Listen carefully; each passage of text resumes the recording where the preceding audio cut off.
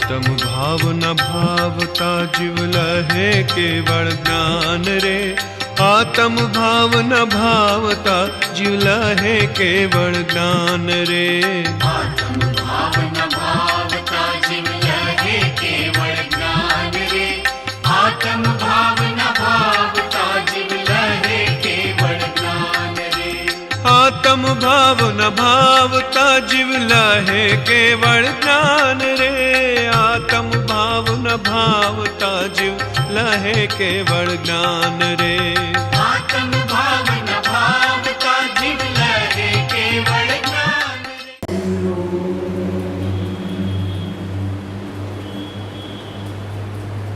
स्वाध्यायમાં શ્રી આત્માનું શાસન સદશાસ્ત્ર તેનો શ્લોક 10મો એના ઉપર વિચાર ચાલે છે। સમ્યક દર્શનનો વિષય છે। એમાં પહેલા આપણે સમજશું સમ્યક દર્શનનો મહિમા, એનું મહાત્મ્ય। પછી મિથ્યા દર્શન કોને કહેવાય? સમ્યકોને જાણવું હોય તો મિથ્યાત્વને પણ જાણવું જરૂરી છે। પછી સમ્યક દર્શનનું લક્ષણ શું, એનું સ્વરૂપ શું? સમ્યક દર્શનની ઉત્પત્તિમાં બાહ્ય કારણો અને અંતરમ કારણો શું? સમ્યક દર્શનના પ્રકાર વગેરે અનેક વિભાગો દ્વારા આપણે તેની અંદરમાં જે 5 અતિચાર લાગે છે, 25 દોષો લાગે છે, એ બધાનું પણ સ્વરૂપ આપણે વિચારીશું। તો પહેલા આપણે વિચારીએ છીએ સમ્યક દર્શનનો મહિમા।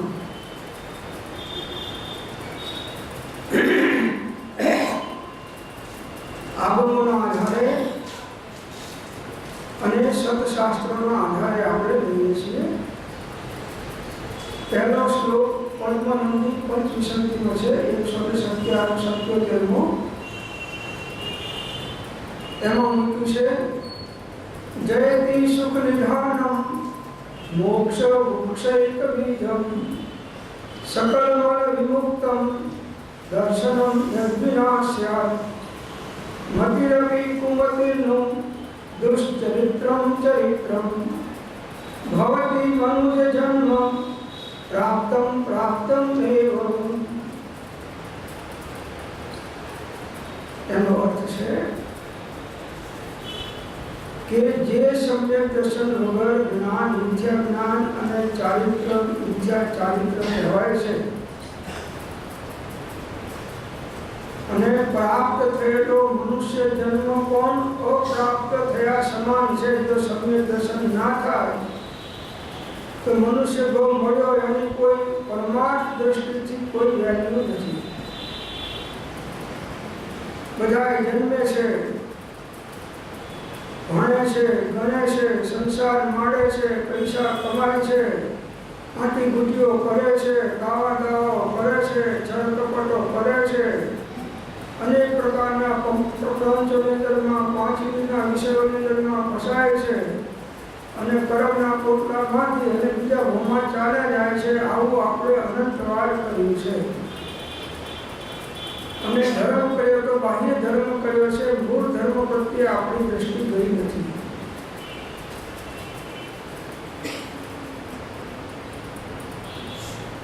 તો સમ્યક દર્શન વગરની સર્વ પ્રકારની સાધના સંસારના હેતુ થાય છે, મોક્ષના હેતુ બનતી નથી। આવું સુખનું સ્થાન અને મોક્ષ રૂપી વૃક્ષનું અદ્વિતીય બીજ અને સમસ્ત દોષોથી રહિત એવું કહે છે સમ્યક દર્શન। જયવંત હો, જયવંત હો।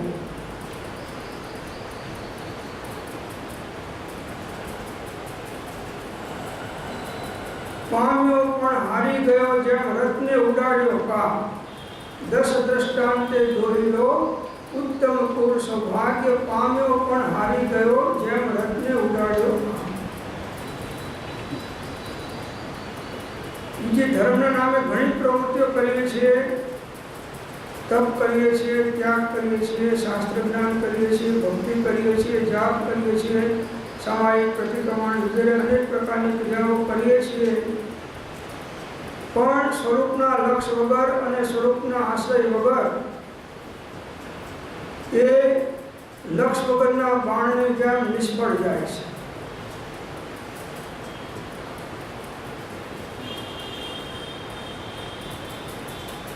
ભગવતી આરાધનામાં કહેવામાં આવ્યું છે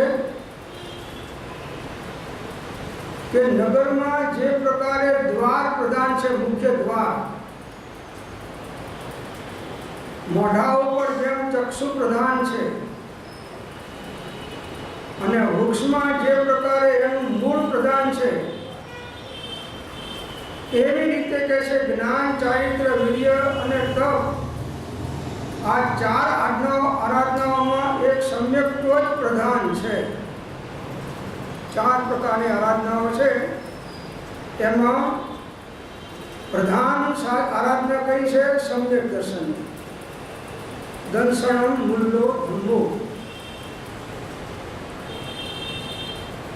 એ વગર જે કઈ સાધના છે એ કશે પરિભ્રમણનું કારણ થાય છે.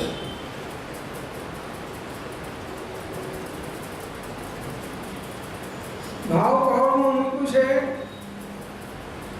કે જે પ્રકાર તારાઓમાં ચંદ્ર અને પશુઓમાં સિંહ પ્રધાન છે, એ જ પ્રકારે કે છે મુનિ અને શ્રાવક બંને પ્રકારના ધર્મમાં સમ્યક્ત્વ જ પ્રધાન છે.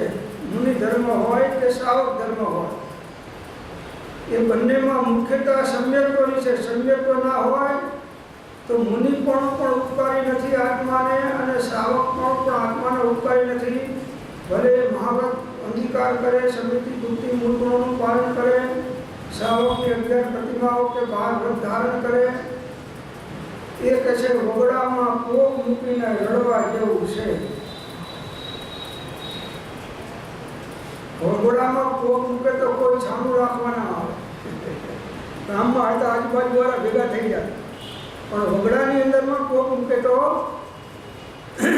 કોઈ છાણું રાખે તો આવતું નથી. એવી રીતે અત્યાર સુધી આપણે જે સાધનાઓ કરી એ વગડામાં કોક મૂકીને રડવા જેવી કરી છે અનંતકાળથી. સમ્યક્ત્વનું મહાત્મ્ય આવ્યું નથી, અને બધી સાધનાઓને સાપેક્ષ પ્રકારે ગૌણ કરી અને મુખ્યતા સમ્યક દર્શનની સાધનાની કરી નથી. બધોય સત્સંગ, સતશાસ્ત્ર અને જ્ઞાનનો બોધ એક રત્નત્રયની અભેદતા પ્રાપ્ત કરવા માટે જ છે, અને એમાં પણ મુખ્ય સમ્યક દર્શન છે.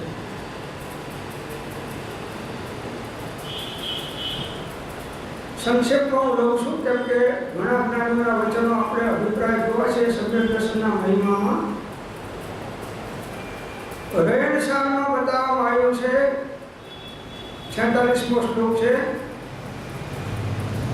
કે સમ્યક્ત્વ વગર જ્ઞાન અને ચારિત્ર નિયમથી સમ્યક હોતા નથી.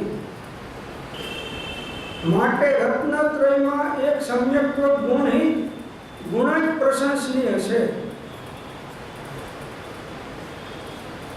દરેક આચાર્ય ભગવાનના એક અભિપ્રાય આવે છે.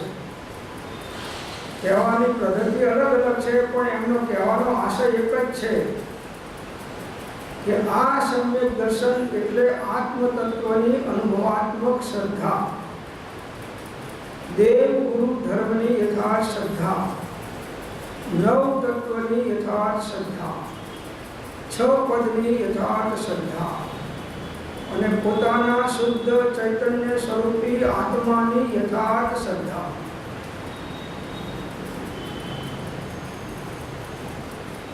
બધાની અંદરમાં કહે છે કે સમ્યક્ત્વ ગુણ જ પ્રશંસનીય છે.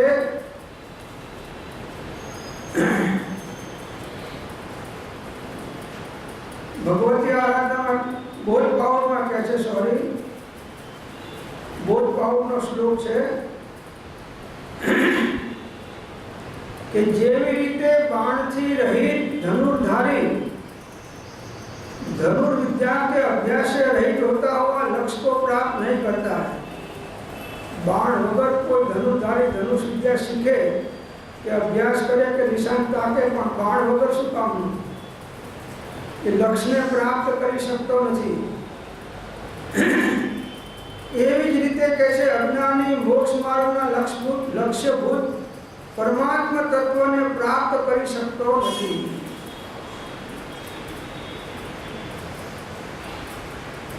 अज्ञानी गमे એટલી ઉગ્ર સાધનાઓ કરે પણ એ મોક્ષ માર્ગને યથાર્થ સાધી શકતો નથી। 8 કલાક 12 કલાક બેસે, કેટલાય શાસ્ત્રોના અભ્યાસ કરે, દેવ ગુરુ શાસ્ત્રની ભક્તિ કરે, ટાઈમ પ્રતિક્રમણ સામાયિક કરે, સાવકોના કે મુનિઓના વ્રત પાડે, તો પણ છે અજ્ઞાની मोक्ष मार्गना लक्ष्यभूत परमात्मा तत्वने प्राप्त કરી શકતો નથી।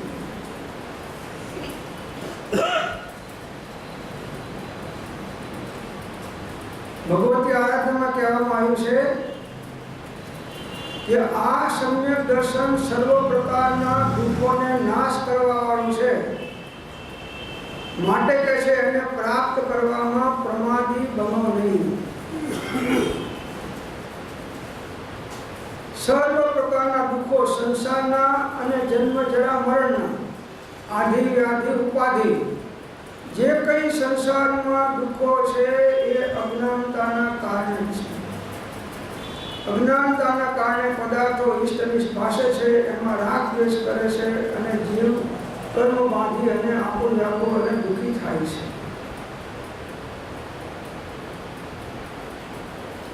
તો આ સમ્યક દર્શન વગર જન્મ જરા મરણના દુઃખોનો અંત આવવાનો નથી।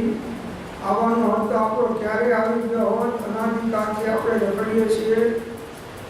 84 લાખ યોનિમાં એક યોનિમાં અનંતવાર જન્મ્યા મર્યા છીએ અને અનંત ઉત્સર્પણીને અવસર્પણીને આવામાં પરિભ્રમણ કર્યું છે, પણ એક આ સમ્યક દર્શનની પ્રાપ્તિ વિના આ જન્મ જરા મરણના દુઃખથી આપણે છૂટી શક્યા નથી। दर्शन कहोरमा कहेवामां आव्युं छे कनकदाचार्य गुरु के जिन प्रणित सम्यक दर्शन रूपी रत्न ने अंतरंग भावोथी धारण करो, केम के आ गुण रूपी रत्नत्रय में सार है तथा मोक्ष मंदिर की प्रथम सीढ़ी है। सम्यक दर्शन ए मोक्ष मार्गનું પહેલું પગથિયું છે। એને અંતરંગ ભાવથી ધારણ કરો, અંતર્મુખ થઈને અત્યારે જે તમે સાધના કરો છો એ બધી ઉપયોગને બહિર્મુખ રાખીને કરો છો। આત્માનું અસ્તિત્વ જ્યાં છે ત્યાં ઉપયોગ પહોંચે નહીં અને એ ઉપયોગમાં આત્માનું અસ્તિત્વ નજરાય નહીં, તો એ જીવ મોક્ષ માર્ગનો અધિકારી, સમ્યક દર્શનનો અધિકારી બની શકતો નથી। અંતરંગ ભાવોથી ધારણ કરો। બહારમાં તો બધાય કહે છે કે મારે સમ્યક દર્શન લેવું છે ને હાથ ભોમાં લઈને જવું છે, ગમે તેમ કરું, પણ એને અનુરૂપ સાધના નથી, એને અનુરૂપ પુરુષાર્થ નથી, એને અનુરૂપ શ્રદ્ધા નથી। માત્ર જીભ ઉપર છે કે લેવું છે, અંદરમાં રુચિ નથી। જેને જે વસ્તુ સાધ્ય કરવી હોય એ એનું સમગ્ર વ્યક્તિત્વને બળ એ કાર્યની સિદ્ધિમાં લગાડ્યા વગર રહે નહીં। કામ કરવા છે બીજા અને લેવું છે સમ્યક, એમ તો ક્યાંથી બનવાનું છે? જવું છે મુંબઈ પશ્ચિમ દિશામાં અને ગાડી દોડાવી છે પૂર્વ દિશામાં, તો એટલા તમે મુંબઈથી વધારે દૂર જશો। સમ્યક દર્શન પ્રાપ્ત કરવું હોય તો પહેલા સાચા દેવ ગુરુ ધર્મ શાસ્ત્રનો નિર્ણય કરો। એમના બોધ દ્વારા 9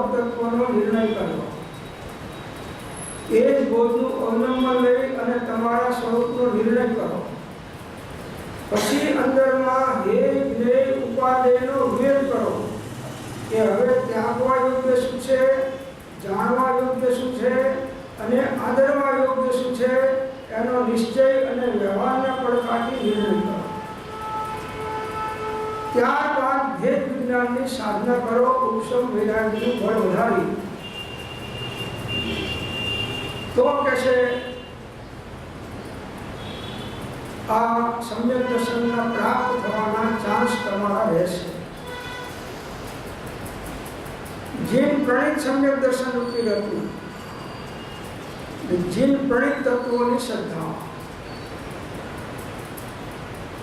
જે ચેતન જળ ભાવો અવલોક્યા છે મુનિન્દ્ર સર્વજ્ઞે, તેવી અંતર આસ્થા પ્રગટે કહ્યું છે દર્શન તત્વ. જે પ્રમાણે ભગવાને સમ્યક દર્શનને આત્માનું સ્વરૂપ કહ્યું છે એ જ પ્રકારે જો જીવની શ્રદ્ધા થાય તો એ જીવ સમ્યક દર્શન પ્રાપ્ત કર્યું છે અથવા કરી લેશે. આ કહેશે કે મોક્ષ માર્ગની પ્રથમ સીડીનું પ્રથમ પગથિયું સમ્યક દર્શન છે. મોક્ષ માર્ગની આ સીડી પણ 14 ગુણ સ્થાનક છે, એમાં પહેલું આ છે સમ્યક દર્શન. પછી ત્યારબાદ ઉપરના ગુણ સ્થાનકોમાં જીવ ક્રમે ક્રમે ચડતો જાય છે.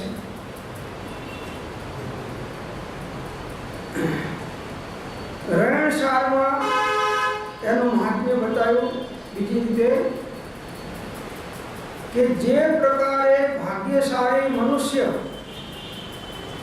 કામ ધેનુ, કલ્પવૃક્ષ, ચિંતામણી રત્ન અને રસાયણને પ્રાપ્ત કરી મનોવાંછિત ઉત્તમ સુખને પ્રાપ્ત થાય છે, એ જ પ્રકારે સમ્યક દ્રષ્ટિ પણ ઉત્તમ સુખને પ્રાપ્ત થાય છે. કોઈ પૂર્વના પુણ્ય લઈને આવેલો ભાગ્યશાળી મનુષ્ય હોય તો એને કામ ધ્યાન મળી જાય છે, કલ્પવૃક્ષની પ્રાપ્તિ થાય છે. ચિંતામણી રત્ન, જે ચિંતન કરો એ આપે. સમ્યક દર્શન જ્ઞાન ચારિત્રને મોક્ષ વગર એ ના આપે. પાછું તમે એમ કહો કે ચિંતામણી તો મને સમ્યક દર્શનને મોક્ષ અપાઈ દો, પેલો કે મારો નથી થયો તો તારો ક્યાંથી કરાવવાનો. ચિંતામણી રત્ન અને અનેક પ્રકારના રસાયણો, સુવર્ણના રસાયણો કે જે પથ્થરો પર નાખો એ સુવર્ણ થઈ જાય. ભાગ્યશાળીને બધું મળી જાય છે આવા પુણ્યના કારણે. એટલે એ મનના કલ્પનામાં જે સુખો ઈચ્છે બધા સુખો આમની પાસેથી મળે છે. કામ ધ્યાન કલ્પ ચિંતામણી અને રસાયણ. એ જ પ્રકારે કહે છે સમ્યક દ્રષ્ટિને પણ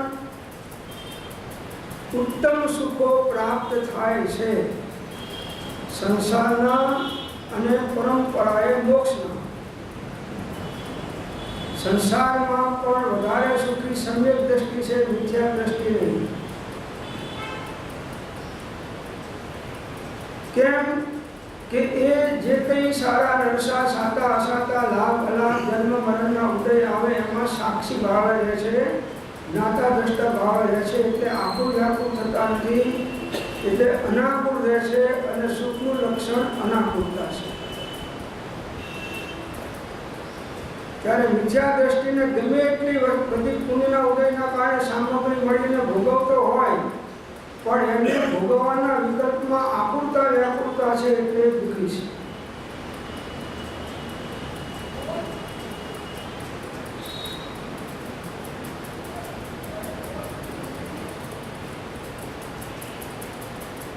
એ જ રહેણસારમાં આગળના શ્લોકમાં કહ્યું છે, 153મો શ્લોક છે, એમાં મૂક્યું છે कि सम्यक दर्शन को जब यह जीव प्राप्त हो जाता है तब परम सुखी हो जाता है, और जब तक उसे प्राप्त नहीं करता है तब तक दुखी बना रहता है. ये सम्यक दर्शन प्राप्त थया वगरना बधाय जीवो दुखी है. राजा होय, महाराजा होय, वंशी होय के नरेंद्र मोदी होय के एमना मासीना दीकरा बधा भाईओ होय, बधाय कैसे दुखी है. એમના હૃદયમાં જુઓ તો જઈને ખ્યાલ આવે કે ચક્રવર્તીઓ દુઃખી છે અને મોટા મોટા દેવો પણ દુઃખી છે. વધારે દુઃખી તો જે પુણ્યના ઉદયવાળા છે, જેને વધારે ભોગ સામગ્રીઓ મળી છે અને પરિગ્રહ મળ્યા છે, એ જીવો વધારે મહાદુઃખી છે તત્વ દ્રષ્ટિથી. અજ્ઞાનીની અજ્ઞાન દ્રષ્ટિથી પેલા સુખી છે અને જ્ઞાનીઓની તત્વ દ્રષ્ટિથી આ બધા અજ્ઞાનીઓ મહાદુઃખી છે.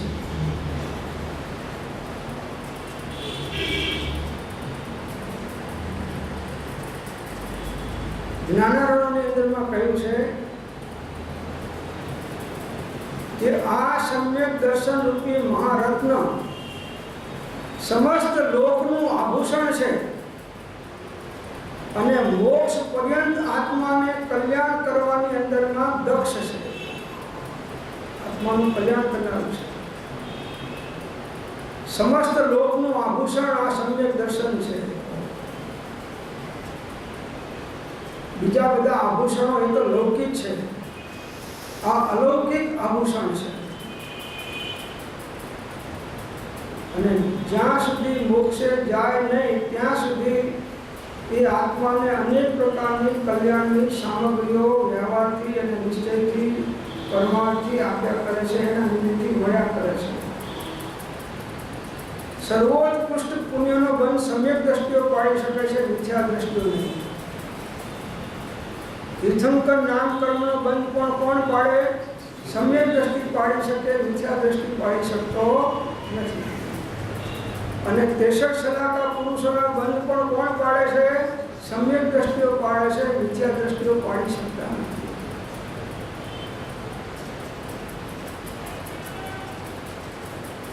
આરાધના સારમાં બતાવવામાં આવ્યું છે કે અન્ય ગુણોથી પણ હીન પણ સમ્યક દ્રષ્ટિ સર્વ માન્ય હૈ.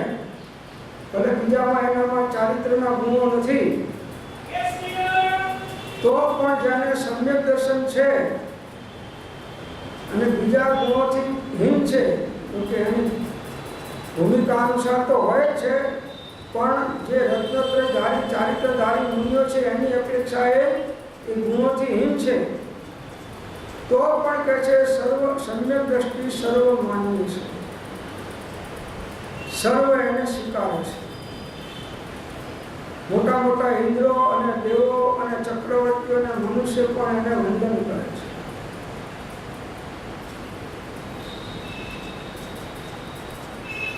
કે શું કસોટી પર ચઢ્યા વગર રત્નની શોભા પ્રાપ્ત થાય છે? નથી થતી.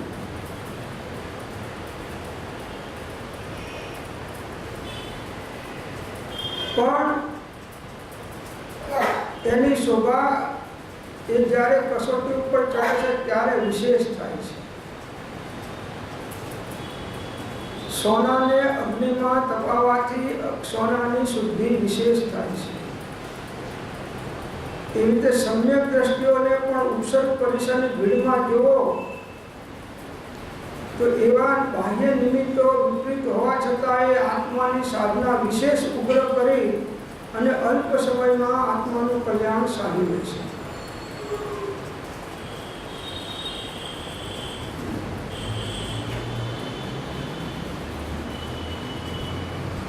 કાર્તિકેયનો પ્રેક્ષાનો દ્રષ્ટાંત આપે છે. આ સમ્યક દર્શનનો મહિમા ચાલે છે અત્યારે. પછી મિથ્યાત્વ કોને કહેવાય એની વાત આવશે.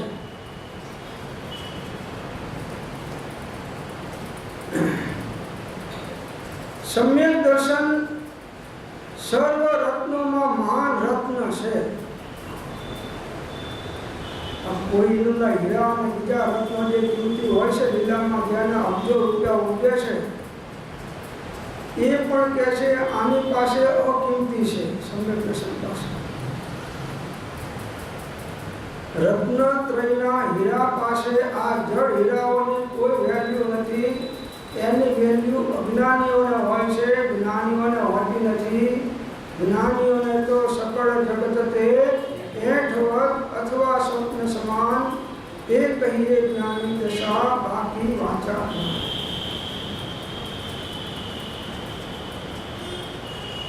રત્નત્રય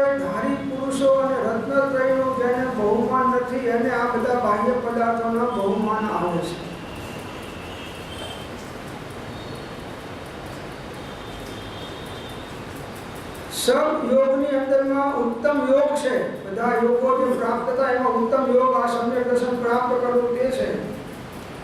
અને સર્વ પ્રકારની વૃદ્ધિઓમાં મહાવૃદ્ધિ છે. અણિમાં વૃદ્ધિ ને ગરિમા વૃદ્ધિ ને બધી વૃદ્ધિઓ થાય છે. એમાં સમ્યક દર્શન પ્રાપ્ત થાય એવી કોઈ બીજી વૃદ્ધિ નથી. વધારે શું કહેવામાં આવે कि सम्यक तो सब सिद्धियों को करने वाला है. જેને सम्यक दर्शन प्राप्त થાય છે એ સર્વ પ્રકારની સિદ્ધિને પ્રગટ કરવાની યોગ્યતાવાળા બને છે. જેમ જેમ ચારિત્ર દશામાં આગળ વધતા જાય છે તેમ તેમ અનેક પ્રકારની વૃદ્ધિઓ અને સિદ્ધિઓ પ્રગટ થતી જાય છે सम्यक दृष्टिમાં.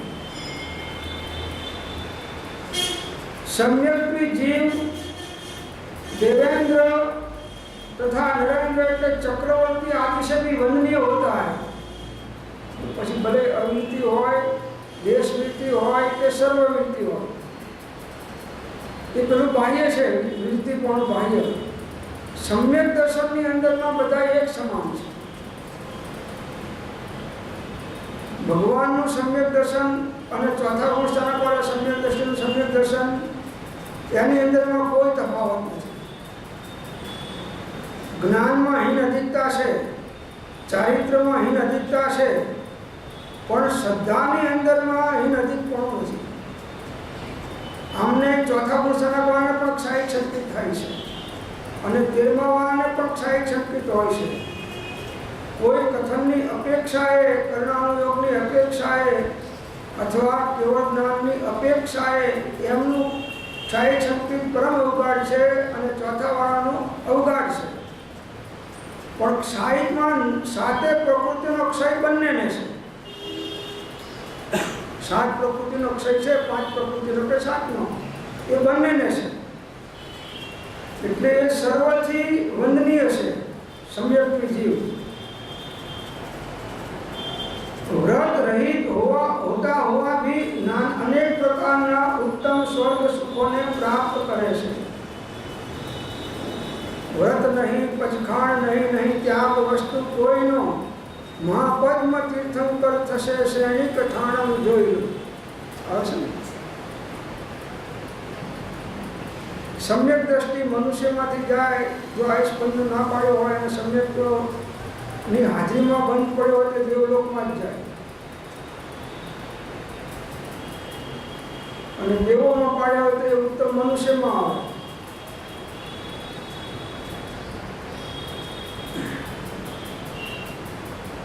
રત્નકર્ણ શાવકાચાર્યમાં મૂકવામાં આવ્યું છે. 334મો શ્લોક છે. એમાં મૂક્યું છે કે ત્રણેય કાળ અને ત્રણેય લોકમાં જીવોને સમ્યક્ત્વના સમાન કંઈ પણ કલ્યાણકારી નથી, અને મિથ્યાત્વના સમાન અન્ય કોઈ અકલ્યાણકારી નથી. ત્રણેય કાળમાં ત્રણેય લોકના તમામ જીવોને સમ્યક્ત્વ જેવું કોઈ કલ્યાણકારી પરમાર્થ દ્રષ્ટિથી આત્માનું નથી, અને મિથ્યાત્વ જેવું કોઈ અન્ય અકલ્યાણકારી એ નથી. બધા અકલ્યાણ મિથ્યાત્વના પ્રતાપે થાય છે, અને મોક્ષ સુધીના સર્વ કલ્યાણ જીવને સમ્યક્ત્વના પ્રતાપે થાય છે.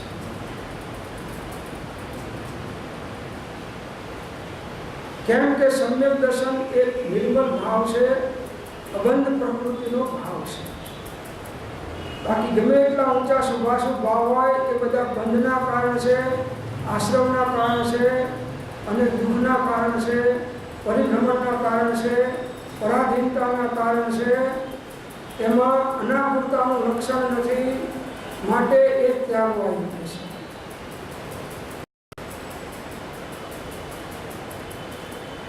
सम्यक दर्शन समान બીજું કોઈ કલ્યાણકારી નથી, અને મિથ્યા દર્શન સિવાય બીજું કોઈ જીવનું અકલ્યાણકારી નથી.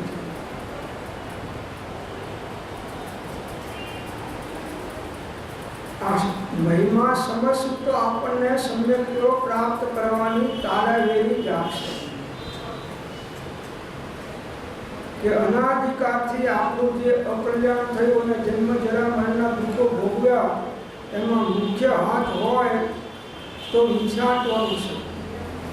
મિથ્યાત્વના ગર્ભમાં અનંતા નરક અને નિગોદો રહેલા છે.